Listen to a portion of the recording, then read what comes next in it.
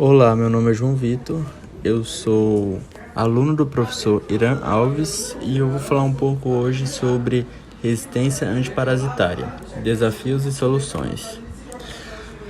A resistência parasitária refere-se à capacidade de um parasita de se tornar insensível ou ao menos suscetível aos efeitos dos agentes.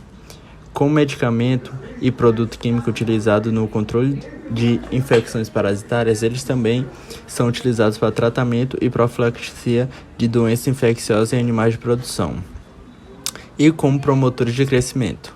A descoberta antiparasitária proporcionou grande avanço para a medicina, pois através da administração desses fármacos foi possível realizar o tratamento de doenças infecto-contagiosas causadas pelas bactérias de maneira mais eficiente, reduzindo assim as taxas de morbidade e mortalidade associadas às infecções bacterianas. Com o avanço da medicina veterinária, esses fármacos também passaram a fazer parte da rotina médica veterinária e zootecnista, não somente para o tratamento de enfermidades em pequenos animais e animais de companhia.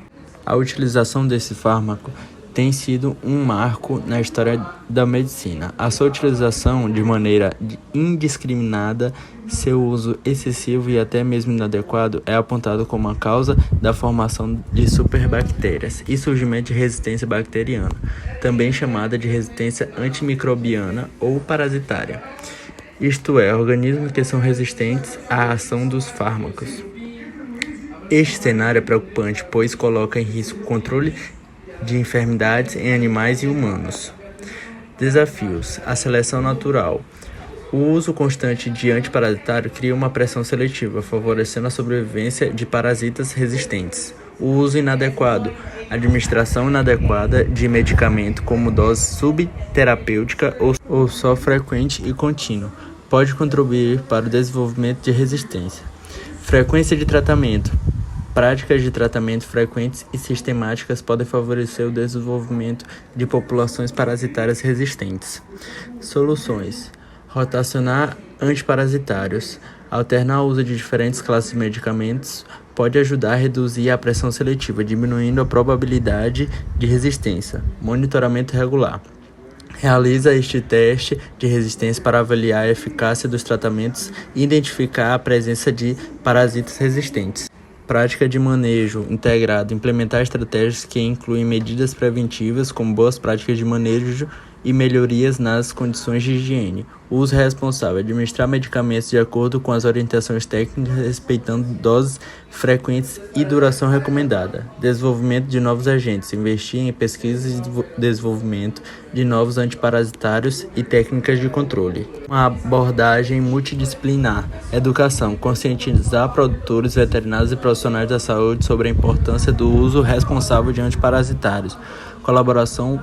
Promover a colaboração entre pesquisadores, indústrias farmacêuticas e histórias relacionados para o desenvolvimento de estratégias mais eficazes. Regulamentação. Implementar regulamentações e políticas que incentivam a prática do controle sustentável e desencorajem o excesso de medicamentos. Agora eu vou passar um vídeo sobre a resistência bacteriana na saúde única e na medicina veterinária.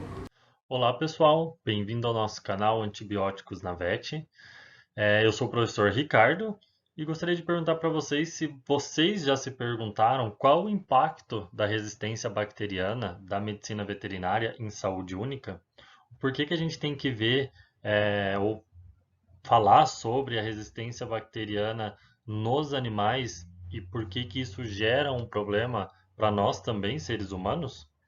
Bom, então, existe aí estudos da Organização Mundial da Saúde trazendo um futuro meio sombrio aí para a gente em relação às superbactérias, né? A Organização Mundial da Saúde estima que a partir de 2050, mais de 10 milhões de pessoas vão morrer por ano em decorrência de infecções causadas por essas superbactérias. Para a gente ter uma relação, né, de comparação, hoje em dia superbactérias aí chegam a matar até 700 mil pessoas por ano, né?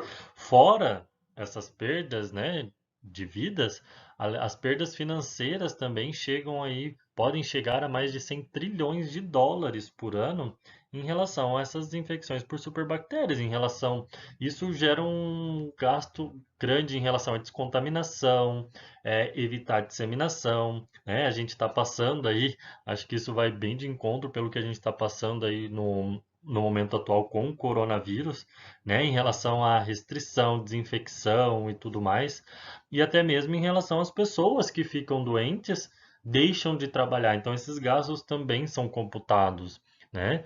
Então, é uma preocupação bastante grande, porque muita gente pode morrer decorrente dessas superbactérias e os gastos relacionados com elas também são muito grandes. Ah, mas agora, o que que isso tem a ver com nós médicos veterinários, né? Tipo, sendo que isso são mortes em pessoas, né? Claro, pensando profissionalmente, mas o que a gente tem que pensar é que a medicina veterinária como um todo, ela está relacionado com saúde única, né? Então, a saúde do animal, o bem-estar animal, se o animal tem uma doença ou não, isso pode interferir na saúde dos seres humanos, isso pode interferir no meio ambiente. Então, a gente tem que pensar na saúde do animal como uma saúde única, né? Então, não é tratar um animal, tratar uma infecção bacteriana com um antibiótico simplesmente por tratar esse animal e recuperar a vida desse animal. Claro que esse é o nosso principal objetivo, mas a gente tem que pensar qual que é o impacto que eu vou causar utilizando determinados antimicrobianos no tratamento do animal para a vida nós seres humanos, pro meio ambiente como um todo, né? Então não basta simplesmente a gente tratar o animal, ter resultado e não estar preocupado aí com a saúde de um como um todo, né, do planeta. Então a gente tem sim que se preocupar como um todo. Nós médicos veterinários estamos inseridos, somos profissionais da saúde, estamos inseridos nessa saúde única, né? Então a gente tem que levar isso em consideração.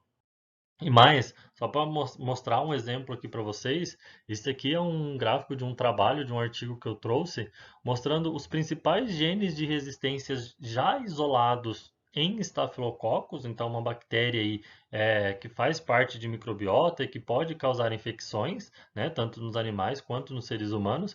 E esses são os principais genes encontrados aí nesses Staphylococcus.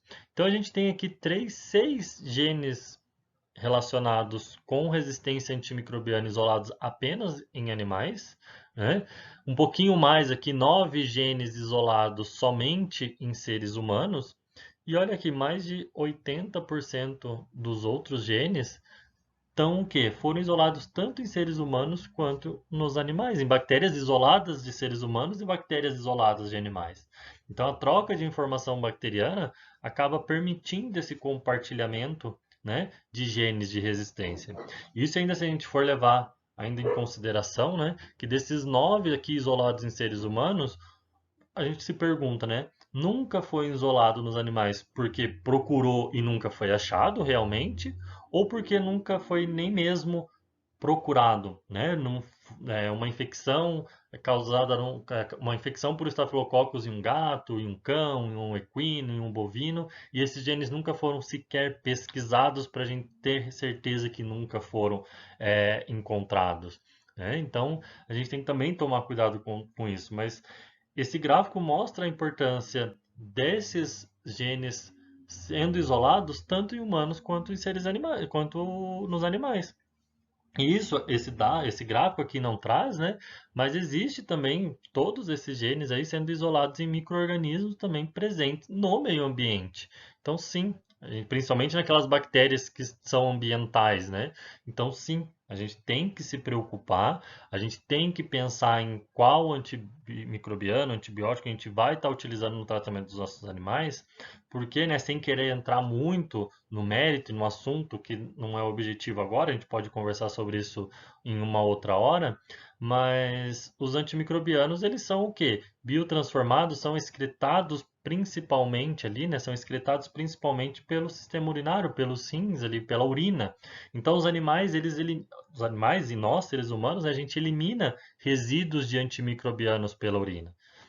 Só que os animais fazem essas necessidades, né, eles urinam onde? no meio ambiente, na grama, né, num quintal, numa árvore. Então, esses resíduos de antibiótico, essa quantidade de antibiótico não metabolizada, não utilizada, que é excretada pela urina, ela é sim, então, eliminada no meio ambiente. Então, a gente tem que pensar sim numa saúde como um todo, né? E se a gente for pensar ainda mais, né, os seres humanos hoje em dia, principalmente com o cão e o gato, a gente tem um contato muito grande com esses animais. Então a gente abraça, a gente beija, né? Eu mesmo, não posso negar, né? Eu tenho meu gatinho aqui também, que eu abraço, eu beijo, a gente brinca com eles, a gente faz carinho, a gente tem uma ligação muito íntima com eles, né? Então a gente tem que tomar cuidado, porque sim, a microbiota da pele desses animais, a nossa, tem micro-organismo, né? Então, sim, eles podem estar trocando aí genes de resistência se nós ou os animais estiverem colonizados com bactérias resistentes. Não estou querendo dizer, gente, que é para a gente perder esse contato. Não, não é isso. Mas é que é para a gente, como profissional da saúde, tomar cuidado. Porque isso acontecer na nossa casa ainda vai, né? Tipo, a gente tem um carinho, a gente tem um amor, a gente não vai perder isso. Mas a gente tem que tomar cuidado em fazer isso num ambiente hospitalar, por exemplo. Principalmente, né? Num hospital escola, que a gente tem alunos, estagiários ali junto na rotina, a gente vê um animal bonito, a gente quer fazer carinho, a gente fala, nossa, que fofinho, né? Mas a gente tem que tomar cuidado que são animais que podem estar com algum tipo de infecção, são animais que podem estar colonizados, infectados, né, com uma bactéria multiresistente. Então, se a gente não tomar esses cuidados, principalmente higienizar as mãos também, né, também vem de encontro ao que nós estamos vivendo hoje em dia, isso também ajuda a colonização. E pode ser que para mim não faça nenhum problema porque minha imunidade está boa, esses micro-organismos não consigam causar uma infecção. Mas eles são micro-organismos oportunistas. Então eles podem sim, a partir do momento que eu for para minha casa, entrar em contato com uma pessoa que tem uma imunidade mais comprometida, esses micro-organismos podem sim estar causando infecção, né? Isso vai dificultar muito o tratamento. Então, nós, como médicos veterinários, também estamos muito sujeitos a essa colonização, estamos muito sujeitos a estar levando e disseminando esses micro-organismos se a gente não tomar cuidado. Então, a gente tem que pensar sim a nossa profissão e pensar na escolha do antimicrobiano, qual o melhor antimicrobiano que a gente vai usar, não só pensando em biotransformação, se ele vai realmente chegar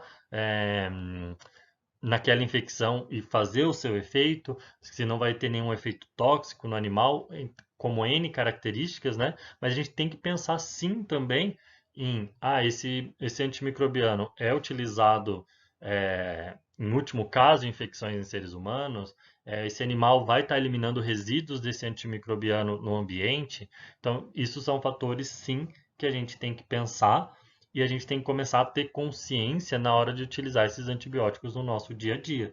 Então, não só pensar ali na infecção propriamente dita, mas em outros fatores relacionados em saúde única. Então, isso a gente tem que levar muito em consideração. Na conclusão, a resistência parasitária representa um desafio complexo na produção animal, exigindo abordagens multifacetadas para garantir a sustentabilidade a longo prazo. Soluções eficazes incluem práticas de manejos conscientes, uso racional de antiparasitário e educação contínua. Ao enfrentar esses desafios de forma proativa, podemos preservar a saúde dos rebanhos e a viabilidade econômica da produção animal, provendo um equilíbrio sustentável entre a produção e a preservação da saúde animal. Aqui as minhas referências e obrigado pela atenção.